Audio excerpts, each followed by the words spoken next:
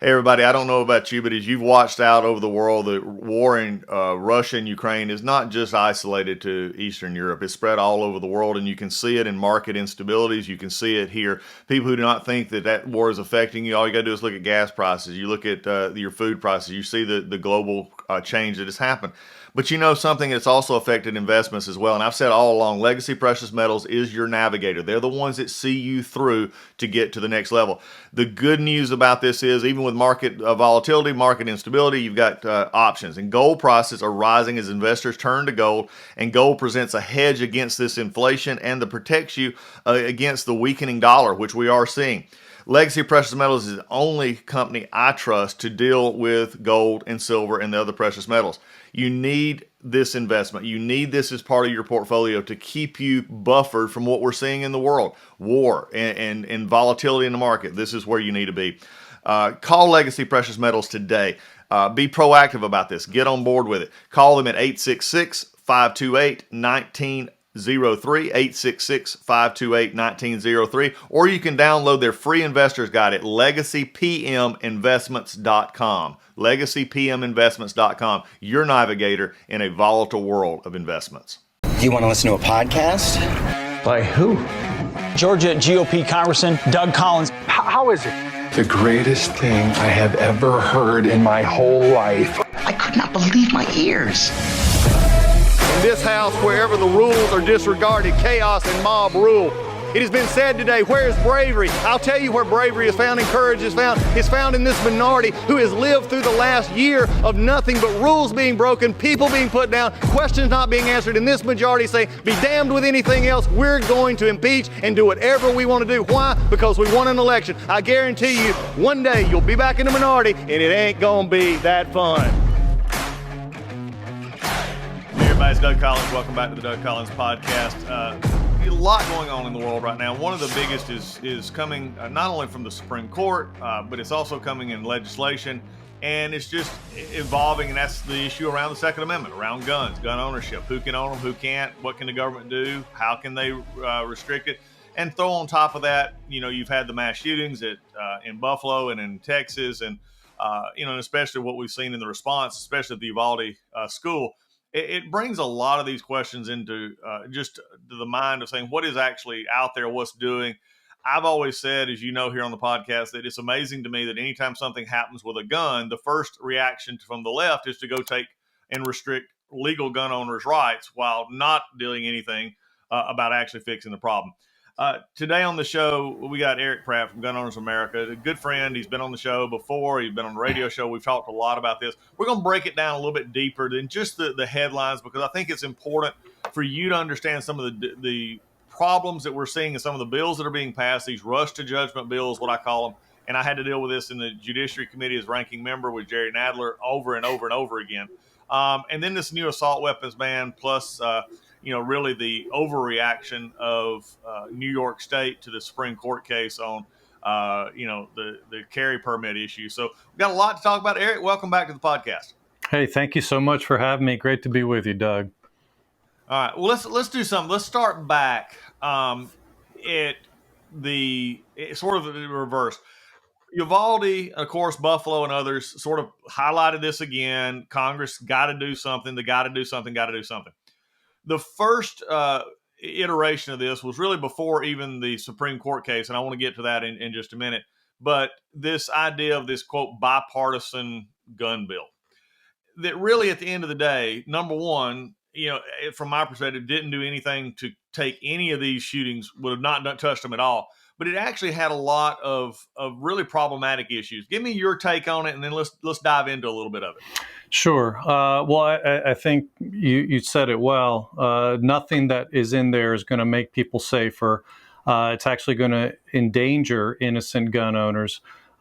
First of all, it gives millions of dollars to encourage states to pass red flag laws, otherwise known as gun confiscation orders.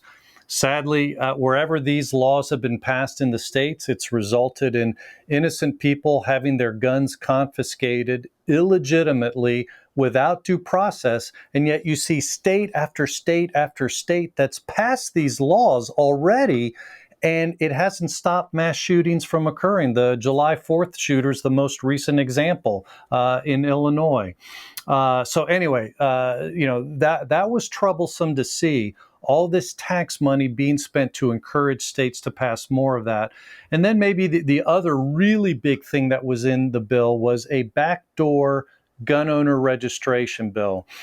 When Joe Biden was in the Rose Garden bragging about getting this bill passed, he said, even if you sell just one of your private guns without running it through a universal background check, you could be violating the law and go to jail. What they are after with this is universal registration. They didn't advertise this as universal background checks, but they got it in through the back door by basically saying if you even sell one of your privately owned guns, you have to become a dealer. In other words, get an FFL, become a dealer to then sell it using a background check. That is ultimately what this administration is after, is registering every gun owner, every gun, and you also see that in the executive actions that they've been taking. So anyway, a lot of problems with this bill. Already there's been legislation to repeal it. Obviously, it's not going to go anywhere in this term, but that's something that we're going to be pushing hard after the November elections. Like I said, Eric, let's take this a step further, because I mean, a lot of people have talked about the red flags and how they've, frankly, July 4th. I mean, even Uvalde, even but they just, I mean, there's already laws in place. If you're concerned about somebody who's acting irrationally toward themselves or to others, the law enforcement has a way to deal with those already. I mean, there's set in place. It takes a good due process problem, but they can get it done, and they can get it done quickly. So that's not an issue. This issue, though, that I raised, I felt I did an episode on the podcast. I did like 2 or 3 days on my radio show. I wrote a op-ed, by the way, that Fox and others would not pick up my op-ed on this gun bill. They didn't, and because I highlighted one of the biggest issues I highlighted was what you talked about on this gun dealer issue. For podcast listeners, let me explain for just a second, and Eric, jump in here as well. What happened is if you were private sale, let's just get to the bottom of this. They're trying to regulate private sales because this idea of a gun show loophole, all these other things are not loopholes. They're private sales. They're not from gun dealers or anything else. A gun dealer would have to have an FFL, would actually have to have background checks, the whole thing. They're trying to stop me from selling my neighbor a gun, and that's exactly what they're doing. And to do so, what the gun control groups won't tell you is the only way, and it was on Gabby Gifford's group and some others, website basically saying the only way to actually enforce that is to have registration. The only way to enforce to know that if I'm selling a gun or it shows up later is to have a registration of that transaction. Here's what they did. And Eric, this is it just beyond understanding in the Senate how this actually got through. They took it from where what it was basically, if you did it for a livelihood or gain, profit, the two prongs here, and they took out basically livelihood. They took out the what we'll call the gain, financial gain part, and only said if you have a profit, and even basically didn't, they gutted it too. Tell people how this really is going to affect, because I'm not sure even to this day, John Cornyn and some of the others actually looked at this bill. This was the best sleight of hand by the Democrats on gun control in 50 years. No, you're absolutely right. It was really disgusting what happened. Basically, the only way that you could get around this provision that we're talking about is for you to give away your firearms, which you might do as a dad or a grandfather, and passing them out to your children and grandchildren as an inheritance. But otherwise, you're absolutely right. If you make a profit on your gun, then they'll come to you and say, well, did you have an FFL? And if not, you're in big trouble. Senator Chris Murphy, who was, of course, one of the the guys on the left who was spearheading this and was working this with Senator Cornyn, Republican of Texas.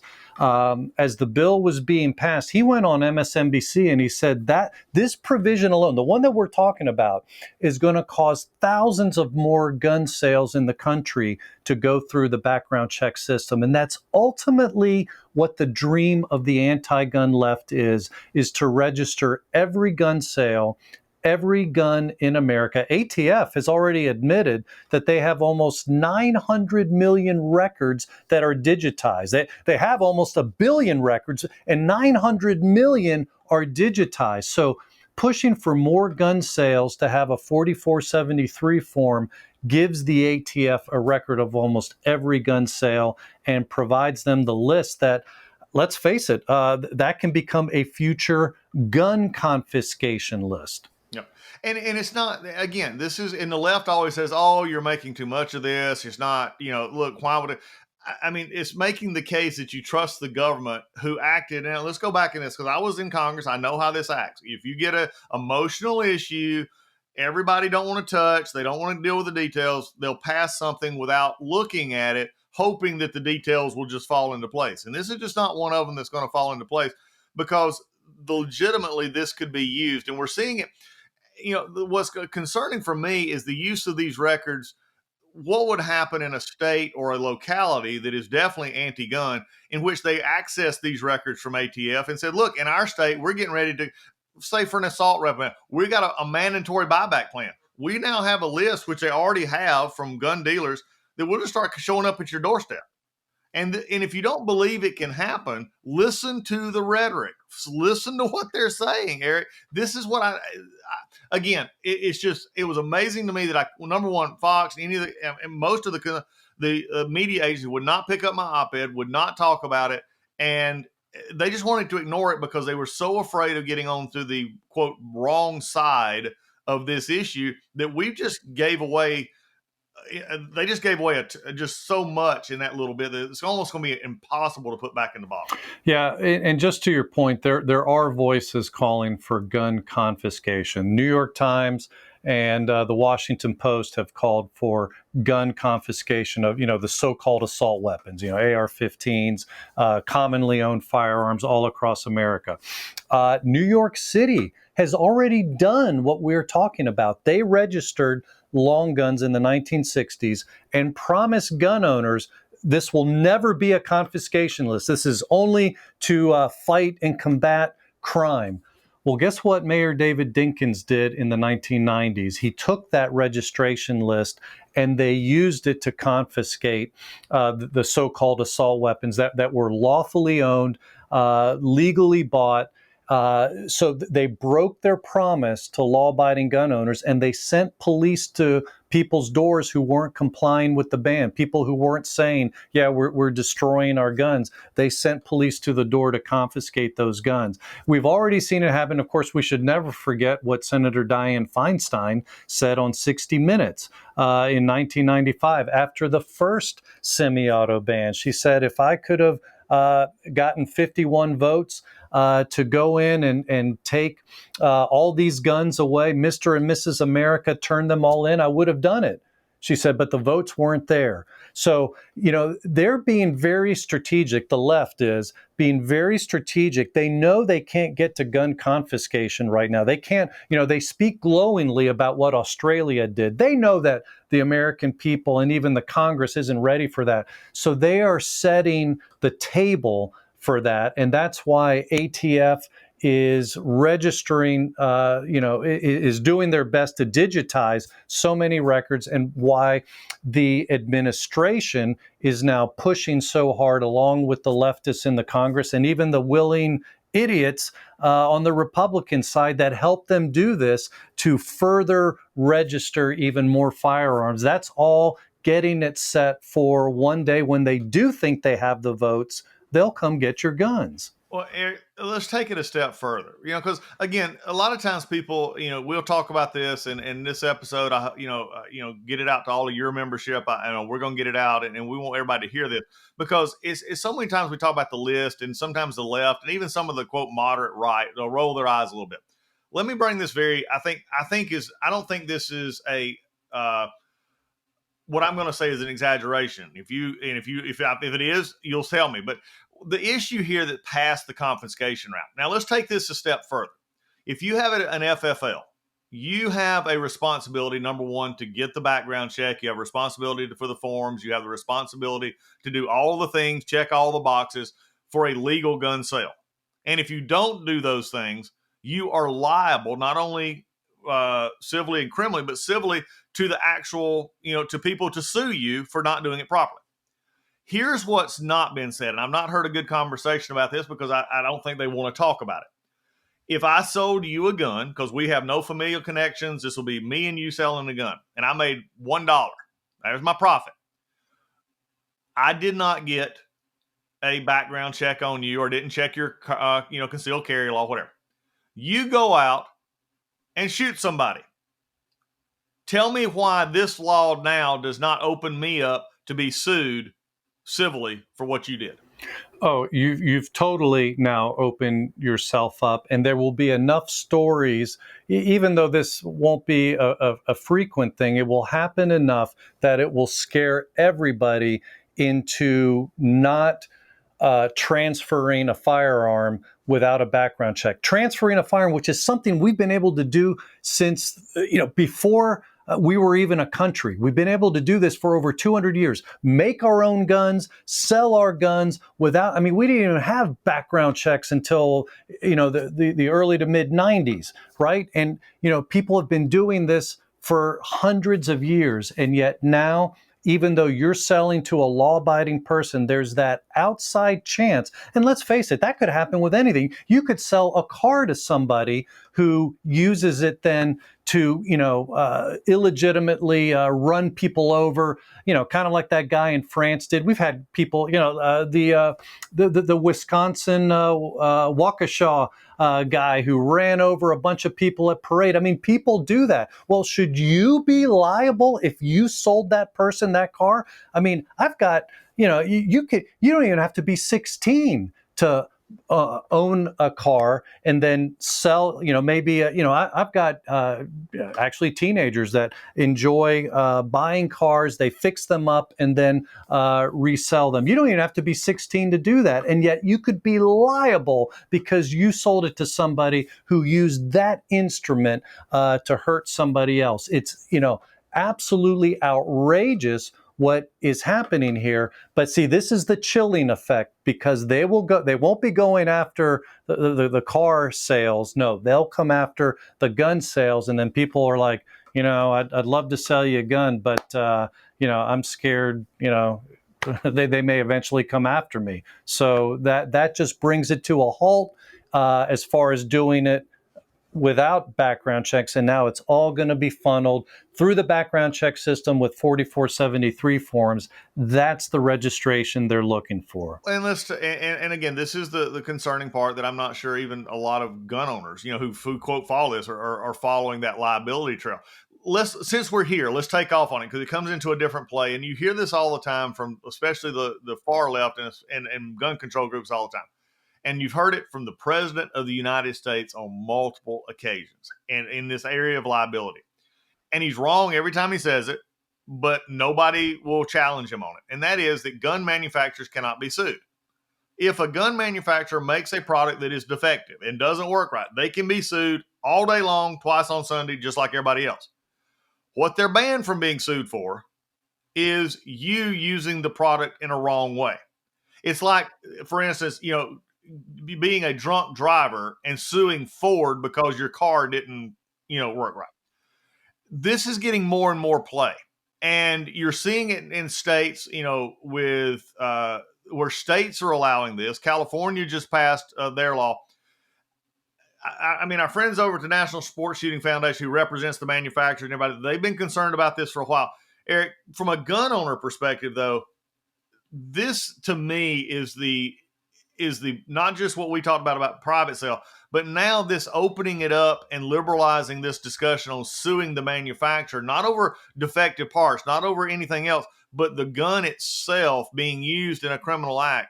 We saw this on, in the House Oversight Committee just a couple of weeks ago. how concerned should we? Because if you start losing manufacturers, then that's the way to go to a total gun, free society if that's what their dream is. Exactly right. I mean, people should just ask themselves, do I like buying new firearms?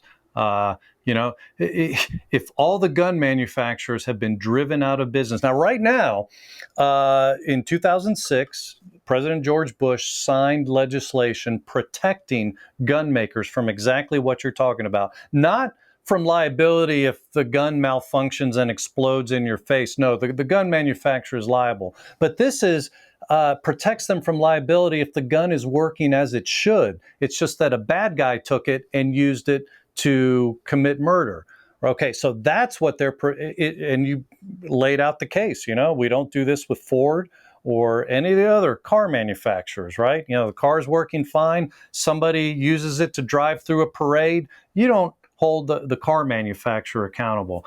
So this is very, very serious because the anti-gun Democrats are talking about repealing that law. The reason that law was passed is because the left was bringing dozens, scores of court cases, like frivolous court cases against the manufacturers.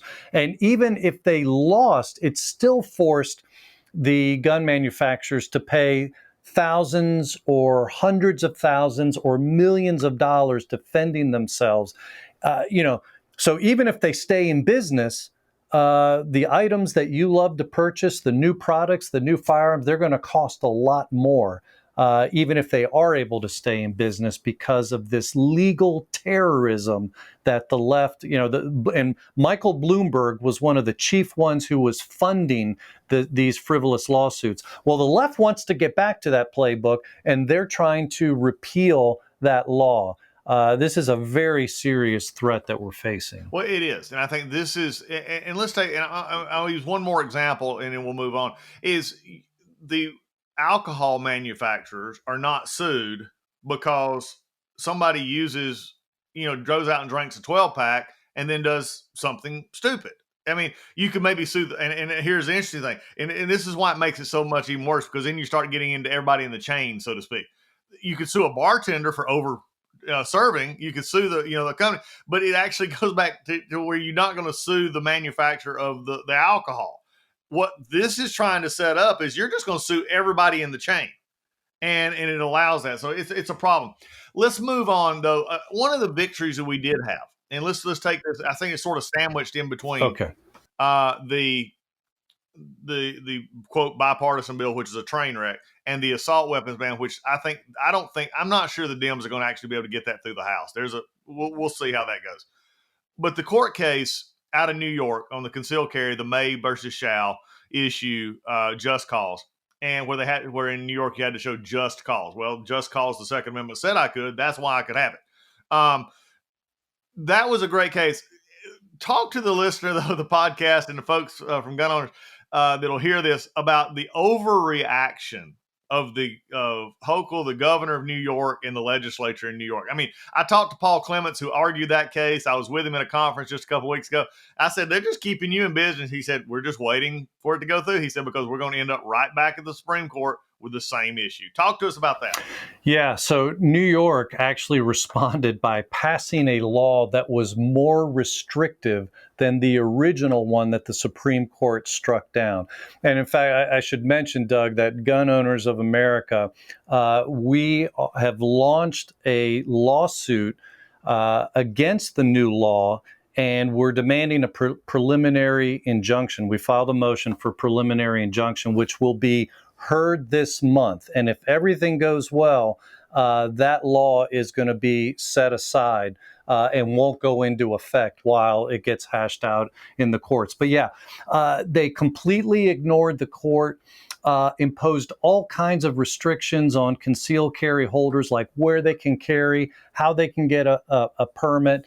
In fact, gun owners who want to carry now have to submit their social media posts to get approval. They have to give character references so that they can be interviewed by government bureaucrats. It's incredibly, incredibly oppressive. And that's why I say the new law is even more restrictive. By the way, I should also point out that they made the entire state almost a gun-free zone. This long list of, entertainment places, churches, schools, stores, private homes, unless a place says you can carry here, it is now off limits. So, they basically responded to what the Supreme Court said about sensitive places, and they said, we're going to make the entire state a sensitive place. Totally draconian. We're actually very hopeful that we're going to be successful in getting this set aside because of the tremendous overreach. And besides the governor's statement that she just didn't like the decision by the Supreme Court, and so that they were going to ignore it. And so all that works together, I think, to just show that she's just kind of spitting in their face. And so we're very hopeful in terms of our success in this. Well, I think you'll have success now because, like I said, it's just you go, as you said, it's an overreach. What was there was bad enough. Now you just made it worse. You're the way that is looking, and from somebody who's been in the military for over 20 years, that's a security background check. That's for a secret clearance, top secret clearance. To go into your background, who where you lived, your social media accounts, all of that kind of stuff. It's just so much over. It told me they wasn't serious though when they did the social media part. That almost to me told me, New York, you're really not serious about this because no court. You don't even. There's nothing else like it, which makes it really amazing to me that they would even go there. But that was a good stand. I think the decision was well written, well worded. Thomas killed it. He did it as he always does. But he's gotten really, really good in the last few years with this stuff. Let's go to what I call the scary gun ban. Because that's all this is. To watch, Eric, did you just watch in amazement? These are my former colleagues. I know these people, in a very personal way. Many of my friends would disagree with them, especially on the Democrat side. But it was amazing to me. If you didn't watch the markup, which is taking a bill and getting it ready to go to the floor for the assault weapons ban, the new one, David Cicilline out of Rhode Island wrote, when he was challenged on what they were banning, and they didn't even know the difference between an arm brace and a bump stock. And they're sitting there. There's this great picture. If you ever go online, they got the picture and they're trying to figure out what it is. And finally, just to say it was the same thing. It's bad enough that you want to ban guns that you don't think look right or scary. It's worse, though, to not even know what they do. Right. Talk to me about how you view that markup. That was, I want to say it was hysterical, but, it's hysterical in a very sad way because they're banning and restricting freedom that we have. Yeah, in regard to Representative Cicilline, his first clue that he didn't know what he was talking about, because he's describing a stabilizing brace, which helps people who are disabled to hold their firearm to be able to exercise their Second Amendment rights. And he's describing how a stabilizing brace allows the firearm to bump fire, to move back and forth. Well, if it's a stabilizing brace, he doesn't know the meaning of words. Stabilizing means to keep still. It does the exact opposite of what he's saying. So yeah, you're absolutely right. They have no idea. In fact, Republicans like Massey and Jordan just as professionally as they could, relentlessly mocked them on this point and many others where they just didn't know what they were talking about. But, ultimately, you're right. It's a scary gun ban. Pelosi and most of the Democrats in Congress want to return us to muskets. That's the bottom line. Yeah, it is. Well, and one of the things that I thought was really interesting is Cicilline and I've known David, we've worked on other things together. And this one is just, he's just taking this lead, and there's a whole lot of backstory there.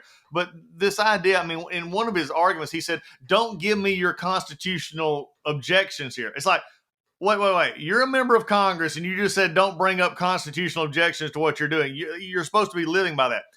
Also, one of the funnier times, and Dan Bishop's out of North Carolina did a good job on this, and Massey, the way he talked about this and then brought it up, the discrepancy in the bill itself. In one part banning a gun, and in another part saying specifically it was legal. I mean, you would at least think they would pay somebody who understood guns. I mean, even if they disagreed with them, I'll pay you a lot of money to describe these things for me so I don't look like an idiot in the middle of a hearing. Absolutely. And, let's face it, what the kinds of guns that this bill bans are guns that are commonly owned by millions of gun owners right now. I mean, obviously the AR-15, which, by the way, was used by one of my coworkers to stop a mass shooter in a Texas church almost 5 years ago. AR-15s and AK-47s have been used all over the country in self-defense, and they're especially effective in riot situations or multiple home invader situations. That's where it's extremely useful. We had a gal from GOA, Antonia Okafor-Cover. She's a firearms instructor, and she testified that women particularly actually are surprised when she introduces the AR-15 to them. They're surprised to see how much they even prefer that because of the more minimal recoil over many of the handguns that they're using.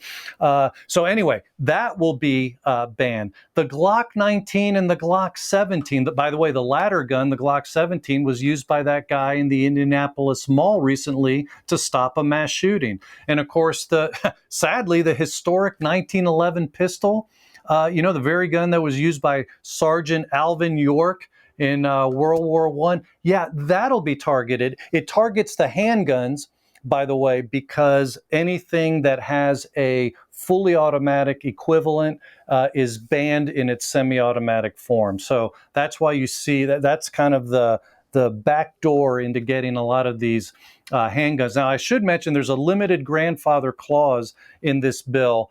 But this gets back, Doug, to what we were talking about earlier. That clause is geared toward ultimately registering every gun, because if you sell or transfer your grandfathered gun, it has to go through a universal background check, and the buyer, or even if it's your son or daughter who's receiving it as an inheritance, has to fill out that 4473 form. So again, it's all about gun owner registration, which first step to gun confiscation. And you just can't say it enough. That's what the anti-gun left is truly after. And let me make a point. If you're listening to this podcast and maybe maybe you have issues about guns, you've listened to the argument from the left so long, you maybe think this is callous conversation. What about the dead children? What about the people who get killed? Look, I'm very sensitive to that. I mean, as a chaplain, as someone who's worked with law enforcement, who's been there for years, dealing with death in military, I mean, the tragedies that happened at Uvalde and others, and in July 4th, just name them. Okay. Number one, they're the minority. Although one is too many, they're the minority of these cases. Long guns are not used in the vast shootings that are coming. Chicago, for example, a couple weekends ago had, I think it was 60-something shootings. I'll almost guarantee you none of those were with long guns. They were with handguns. They were a different issue. What we're trying to say here is that our firearm right is something we have in our Second Amendment. It's something that we have. It does not downplay somebody who does something stupid, just as enough as I'm not going to defend a drunk driver who gets out and kills somebody on their way home. It's this issue here. But what we've got to understand is also the only way, and I think the left has finally figured this out, Eric, the only way they can truly, at a certain point, decide that what the bill they're passing works is just to get rid of all guns. And they know that that's almost impossible, but that's why they have to come back. At least they're being honest with the assault weapon ban. If you banned all assault weapons and then eventually took them away, you couldn't use that weapon. So I'll give them that if that's what they want to say. But we know that doesn't happen in the way it happens as we go forward. So with all of that said, what you would have is a situation like in Mexico, where there will still be people who get them, like the cartels, and people live in fear. I've gone on mission work in Mexico, and it is tragic to hear how young teenagers get whisked away to work for the cartels because they have no choice. Their family will be murdered if they don't. These cartels are heavily armed, and yet the guns they have are illegal. There is, as I understand it, one legal gun store in the entire country. And so most people are unarmed, and yet the gangs and the cartels are, and sometimes even the police are terrorizing the people. So, the technology is out there. You can't ban away the technology. The technology is there, and plus there's millions and millions and millions of these guns already made and out there legally. So they are out there. To even say, we're going to pass a ban from here on in, that's not going to do anything. If anything, it's just going to keep good people like you and me, or especially good people who are late to the game and didn't have the chance to get them in order to protect themselves. They're the ones who are especially going to be in danger. Exactly. I was at an outdoor show this past weekend. I went to get, of course, hunting season's getting ready closer, so I went and I saw a T-shirt, Eric. I think you'd appreciate it. I almost bought it, and it said something. It said, with over like 3 million guns and multiple billions of rounds of ammunition, if gun owners were the problem, you would know it. And I think it's just a true statement. If gun owners were the problem, you would know it. And it's the ones it's on the edge that we have to look at. Reason I wanted, and I'm glad we're here today talking about this, and we're going to get this out as much as we can, because I want people to understand the breakdown, not just these top lines that the left will tell you about what these guns do. These are a real threat to our Second Amendment. And these are bills that, again, unfortunately, even under the construct of some of the Supreme Court decisions, are very concerning that they might be upheld. And I think this is a concern that we have to look at. It's why elections matter. It's why real information matters. Last thing before we go, though, and I do want to talk about this because I hear it so much. A semi-automatic weapon is a one-pull, one-shot weapon. Plain and simple. You cannot invent a semi-automatic weapon that you pull it once and it sprays. You can't pull the trigger one time and it shoots 100 rounds. This idea that we're going to ban magazines that have, high-capacity magazines, all this other. You and I both know if someone is good with their firearm, go back to the old West days, like a 6-shot revolver can do more damage with those 6 shots than somebody who has no idea what they're doing and just, hitting it away. That's the part, though, Eric, that concerns me, is the ignorance of those in dealing with firearms and perpetrating that ignorance out there that makes these guns seem like something that they're not. And I think that's why I call it the scary gun ban. Some of you may get mad at me and I call it a scary gun ban, because that's all it is. Honestly, when you can take a rifle that would be legal under this bill and add some accessories to it and it become illegal, then you have absolutely no understanding of what a firearm does. And that's just the problem. Eric, give you the sort of last word here. Where do you see these heading? I think the Democrats are going to have a hard time passing that out of the House. Pelosi may do a last minute, tug to get it and all, but I think they're going to have trouble. They only got like one Republican, maybe two, that will be willing to go along with them. Where do you think we're seeing this? Yeah, so the legislation we're talking about, H.R. 1808, dealing with the scary guns and magazines. They changed the rules to get it passed real quick, and it did pass narrowly in the House, 217 to 213. It's now on its way to the Senate, and I agree with you. I do think they're going to have trouble getting it passed because they'd have to get 10 Republicans. And I don't discount that there's rhino Republicans that might go along with this. But to get 10, that's a tall order. I don't think, if I were a betting man, I don't think that's going to happen, with one caveat. And the caveat is that people keep the heat on their legislators. I mean, you know what that's like, Doug. And quite frankly, I got told from Senate offices on the first bill that we were talking about that their Republican senator who has supported gun control in the past didn't support it this time around because of the outpouring of opposition to it. So that's what we need to do. We need to keep it up on this legislation because, the scariness is in the eye of the beholder. I actually think these guns are very beautiful. It's the kind that I like to own. But I realize some people like, guns that have the wooden stock. But, you hit on it.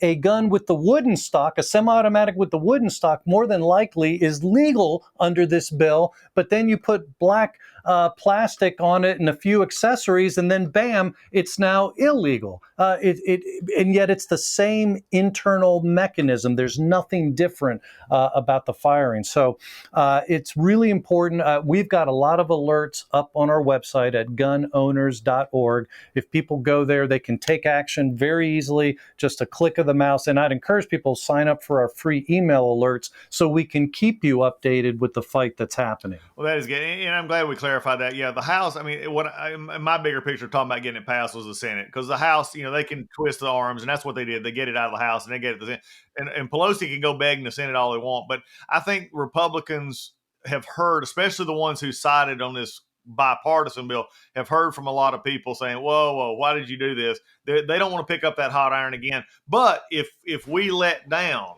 and we don't keep that up, then they may be willing to go touch that iron again, and we don't need them to do that. That's why with this podcast, while we want it out as many places we can get it, we're going to work together to get this out so that people understand the inner workings of these bills, not just the top line stuff that the media wants to hear. Erich Pratt, Gun Owners of America, thanks for being with me today. You're very welcome, Doug. Thanks so much for having me again. Hey everybody, MyPillow. I just wanted to let you know MyPillow is having the biggest sheet sale of the year. You'll have to help. You have all helped build MyPillow into an amazing company that it is today. And now Mike Lindell, the inventor and CEO, wants to give back exclusively to his listeners. The Percal bed sheet set is available in a variety of colors and sizes, and they're all on sale. For example, the queen size is regularly priced at $89.98, but it is now only $39.98 with our listener promo code. Order now, because when they're gone, they're gone. You're not going to be able to get it. These Percal sheets are breathable. They have cool, crisp feel. They come with a 10-year warranty, 60-day money-back guarantee. Don't miss out on this incredible offer. There's a limited supply, so be sure to order now. Call 1-800-986-3994. Use the promo code Collins, COLLINS, or you can go to mypillow.com, click on the radio listener square, and use the promo code Collins, COLLINS. Lisa and I sleep on these sheets every night. You will want to have them as well. They're a wonderful product. Go right now, either 800-986-3994, code word Collins, or go to mypillow.com. Also use the code word Collins to get this discount. You will not regret it.